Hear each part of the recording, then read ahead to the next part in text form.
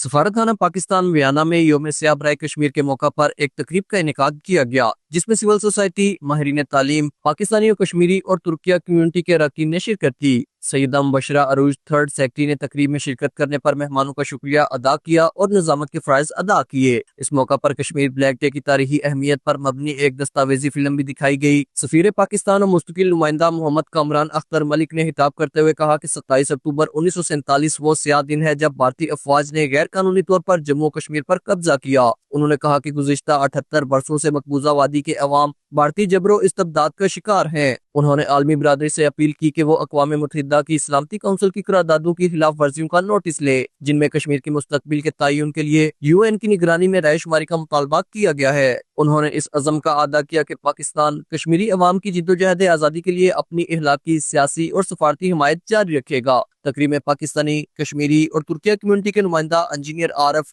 President European Turkiye youth, first secretary Junaid Suleman, Kashmir freedom front के chairman professor Malik Shaukat Awan ने भी खिताब किया और भारतीय काबिज अफवाज के हाथों कश्मीरियों पर होने वाले मुजालिम को उजागर किया। अकरम बाजवा, JK न्यूज़, वियना।